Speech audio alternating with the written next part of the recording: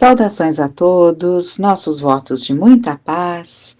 Sejam todos muito bem-vindos a mais um encontro em que continuaremos estudando as obsessões nos seus mais variados graus e matizes, dando continuidade ao estudo da obsessão no livro Mediunidade, Desafios e Bênçãos, pelo espírito Manuel Filomeno de Miranda, psicografado por Divaldo Franco, e vamos ver hoje obsessões sutis. A inobservância dos severos códigos ético-morais da vida responde pela delinquência nos seus mais variados aspectos. Não nos referimos somente aos delitos de grande porte, geradores de dramas profundos e de consequências imprevisíveis, quão demoradas. Pequenos deslizes morais, desrespeito ao equilíbrio social e familiar, atentados ao dever, ao pudor e à ordem, dissimulações da indignidade pessoal, pecadinhos da sociedade, ebriedade, tabagismo, calúnia, inveja, todo o séquito pernicioso do ego famigerado são atitudes delituosas que abrem brechas para as obsessões sutis. O nome já caracteriza, porque existem obsessões que são, digamos assim, palpáveis, visíveis, né? É muito fácil perceber-se, porque geram ali determinados desequilíbrios tais que mudam comportamento, então fica uma coisa visível e de fácil percepção. Mas as sutis são muito perigosas, porque não se percebe, mas ela pega justamente como que ela se alimenta, como que ela nasce, justamente dessas situações, né? Dessa inobservância dos deveres, códigos ético-morais, uma série de coisas que nós vamos nos permitindo, porque nos acostumamos, né? O invejoso se acostuma a ser invejoso, a calúnia, as dissimulações da indignidade pessoal, ou seja, a hipocrisia com que fingimos ser o que não somos, a falta de pudor, o atentado ao dever, o desrespeito ao equilíbrio social, ao equilíbrio familiar, todos esses deslizes, pequenos, entre aspas, pequenos deslizes morais, porque são tão corriqueiros que achamos natural, mas eles abrem brechas, como está sendo dito aqui, por Manuel Filomeno de Miranda. Ele é um profundo estudioso das obsessões, não só como encarnado, como no plano espiritual. Abrem brechas para as obsessões sutis. Atraídos as pessoas invigilantes pela irradiação psíquica, vibração essa carregada de energia específica, os espíritos malévolos, ignorantes e perversos, sintonizam em regime de dependência recíproca com um novo parceiro, dando curso aos estados de alienação espiritual. Não raro, os portadores do distúrbio são vistos como indivíduos de boa índole, de atitudes e hábitos morigerados, o que parece contrariar a tese da gênese desequilibradora.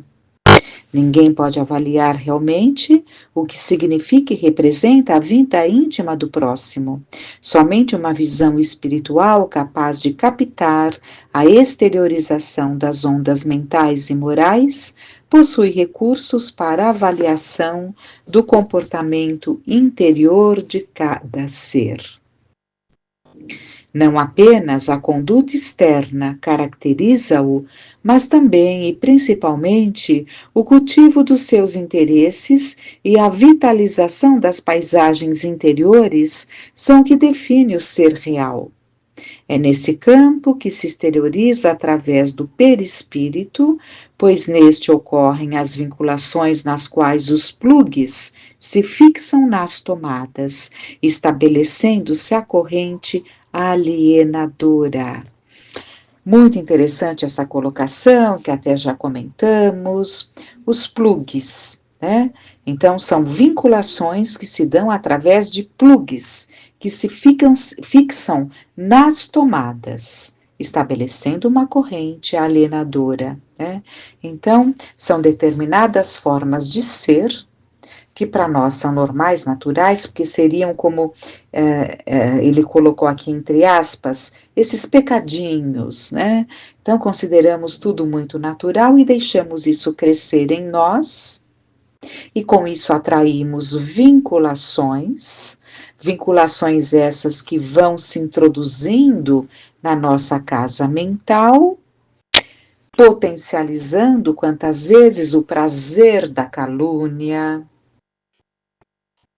porque toda fofoca pode ser uma calúnia, porque sempre ela vem apimentada, né? Por cada boca que foi contando.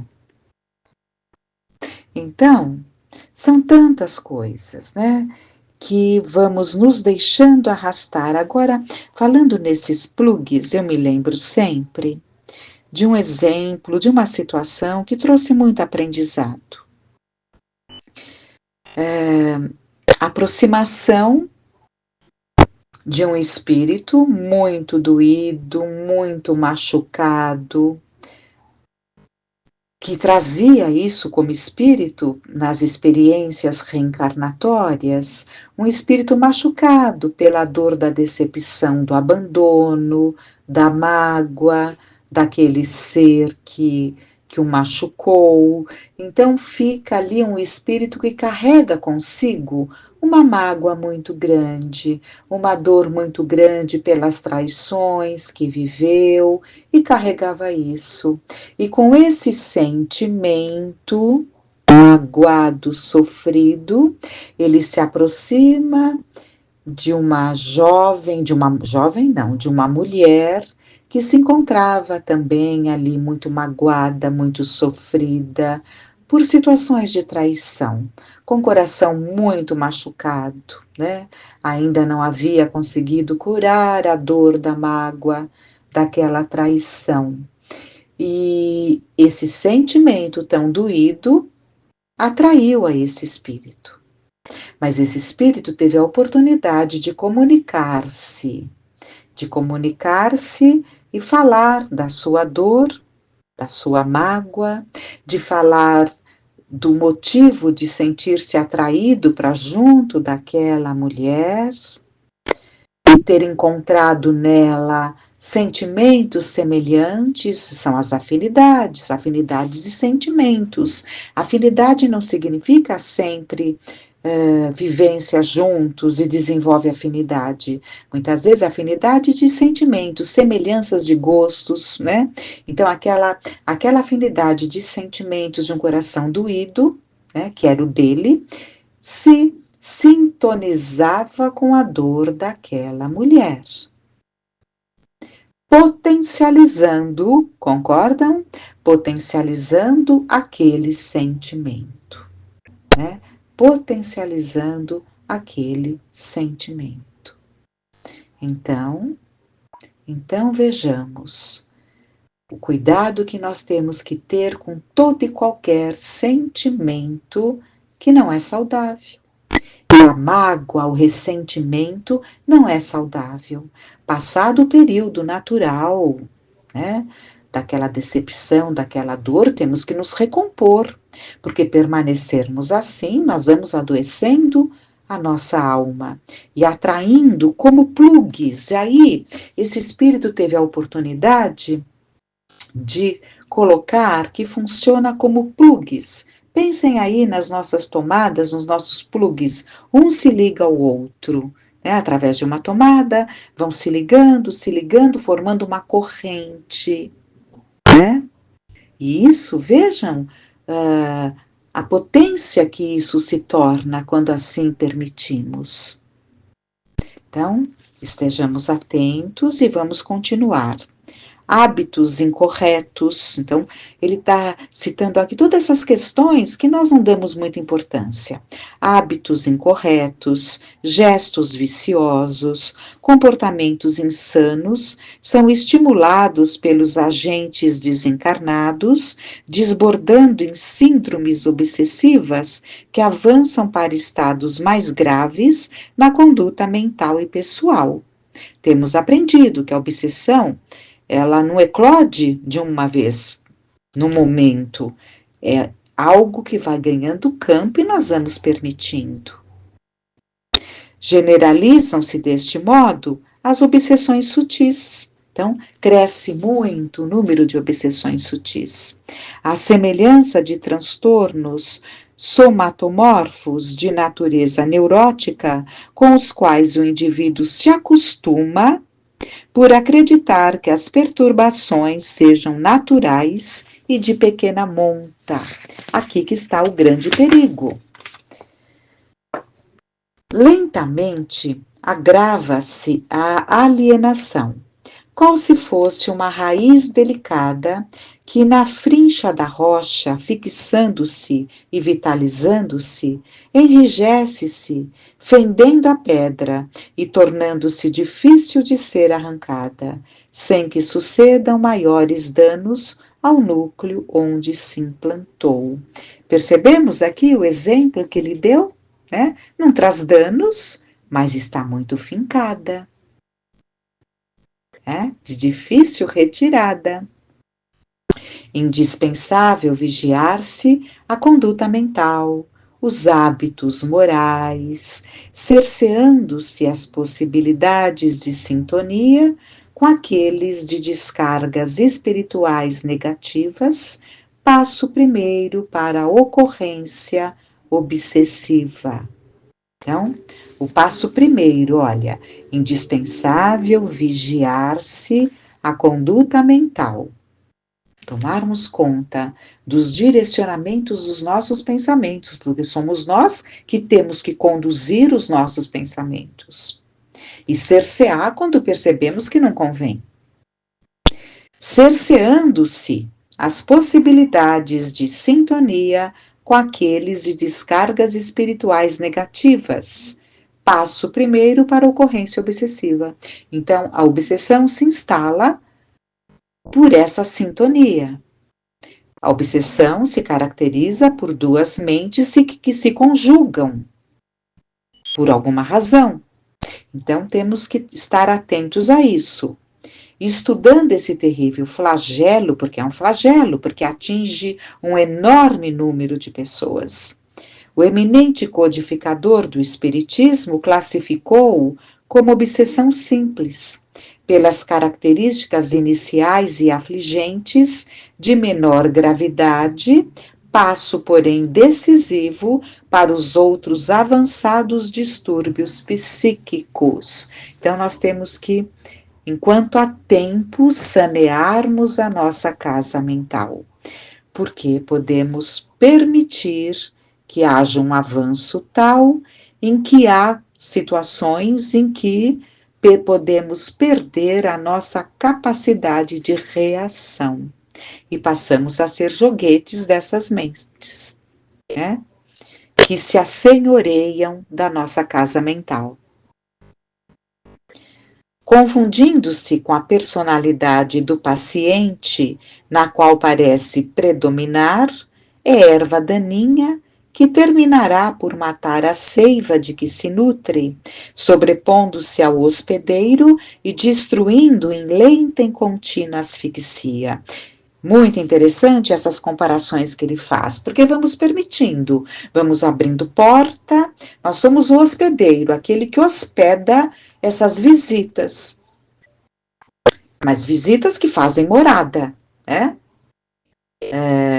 Esses visitantes que buscam aconchegar-se na nossa casa mental, e nós, como hospedeiros, abrimos essas portas por invigilância e vão ganhando campo, logo já vão se miscuindo a nossa personalidade, mas se confunde, então nós mesmos não percebemos, quem está conosco também acaba muitas vezes não se percebendo, às vezes se admira de certas colocações, mas atribuímos tudo ali a uma resultante da própria personalidade e não nos damos conta quantas vezes dessas interferências que, se percebêssemos a tempo, é muito mais fácil nos libertarmos dessa obsessão simples, como ensina Allan Kardec, ele aqui cita, mas que tende a agravar-se caso não tomemos os devidos cuidados, as devidas providências. E acaba por asfixiar, né? As obsessões sutis devem ser combatidas desde as suas primeiras manifestações pelo paciente ainda lúcido, porque nessas condições ainda estamos lúcidos, somos donos ainda da nossa casa mental, mas acomodados, descuidados, abrimos as portas da nossa casa mental, hospedando quem quer que seja, né? Sem os cuidados naturais, sem buscarmos ali a sintonia com aqueles visitantes, com aquelas conexões abençoadas que só nos trazem bem. Descuidos, descuidos, descuidos, quantas vezes por ignorância, mas não nós, que estamos debruçados nesses estudos, nesses aprendizados que o Consolador nos traz, que a doutrina dos Espíritos nos trazem.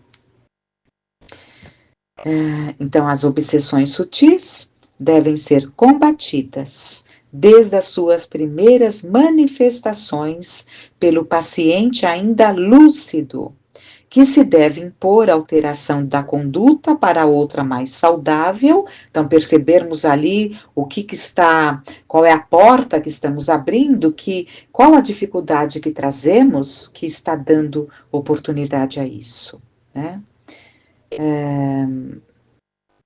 Controle consciente do comportamento, recriando o clima mental e os hábitos corretos, propiciadores da saúde. Hábitos corretos, inclusive, na determinação do número de horas que devemos repousar, descansar. Há de se ter critério, disciplina para tudo. O apático começa a perder a vontade de fazer coisas que antes tanto lhe agradava, ele vai perdendo o sabor pela vida. A vida já não tem mais o mesmo sabor. Então, coisas que ele se motivava e se dispunha a buscar, a fazer, enfim, a viver, vai deixando, porque nada mais traz resposta. É apatia. Vamos nos deixando levar por aquela languidez, ficando mais do que deveríamos deitados, mais do que deveríamos sem iniciarmos as atividades naturais e necessárias do nosso dia. E isso vai ganhando campo, e essa falta de sabor acaba caminhando por uma depressão que se instala e ganha campo, podendo chegar à depressão muito expressiva, que tem caminhos muito dolorosos. Tudo porque vamos nos permitindo. Achamos natural, não percebemos que não temos mais um brilho no olhar. Não percebemos que o contentamento não visita mais nosso coração. Não percebemos que coisas que nos alegravam antes já não têm mais sentido para nós. Coisas que nos prendiam a atenção de uma forma agradável, salutar, até para espairecimento, já não nos trazem um resultado, porque não conseguimos nos concentrar, não conseguimos apreciar uma boa música, ouvirmos uma boa explanação, vamos nos desinteressando, nos entregando a esse estado de apatia. E lembrando também que essa apatia pode se traduzir também pela falta de movimento. O apático, ele fica mais parado. Quando desperta, não sabe nem o que estava fazendo ou pensando. Mas há aqueles que estão em atividade, mas estão num processo de apatia, até mesmo de depressão, mesmo cumprindo com os deveres, mas cumprindo com os deveres de uma forma mecanizada. Então, estejamos atentos aos sinais. Se aprendermos a perceber os sinais, nós, a tempo, nos posicionaremos e nos colocaremos em condições de continuar de forma mais saudável e equilibrada. E continuando, concomitantemente, as ações de beneficência, os labores em favor da autoiluminação completam a terapia valiosa, ensejando a harmonia e a libertação do obsediado, por sua vez também o esclarecimento do espírito parasita, que recomeçará a jornada tendo em vista a necessidade de paz e de progresso. Muito importante aqui refletirmos sobre as ações de beneficência. Por que sempre somos recomendados e recomendamos que tenhamos um trabalho ativo no bem? Quer na casa espírita que frequentamos, quer na instituição religiosa que professamos, quer em outros tantos locais que nos oferecem oportunidade de dedicarmos parte do nosso tempo, da nossa mente, das nossas mãos, dos nossos cuidados a outros, necessitados de alguma forma. Porque todo esse trabalho é uma bendita terapia que complementa as terapias que fazemos na casa espírita. Porque são formas terapêuticas. Todos aquelas ajudas que nós recebemos, né, nas suas mais variadas feições, são terapias mentais, higienização da nossa mente, o aprender a diluir os maus pendores, os maus pensamentos, indo substituindo por coisas saudáveis, salutares, tudo é um processo de terapia. E também a terapia profissional, né? Quantas vezes tão necessária e adequada.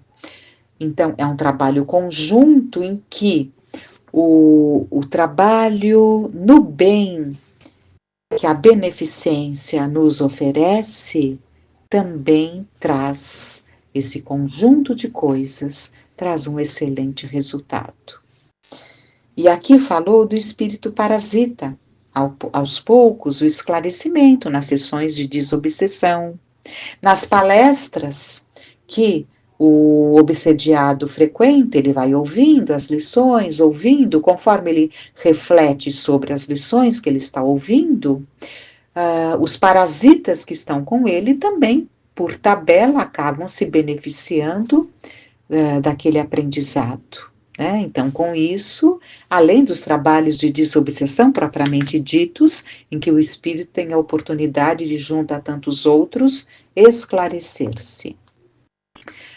Então, tudo isso vai esclarecendo o parasita, o espírito parasita. Mas também temos que lembrar que muitas vezes nós temos o encarnado parasita.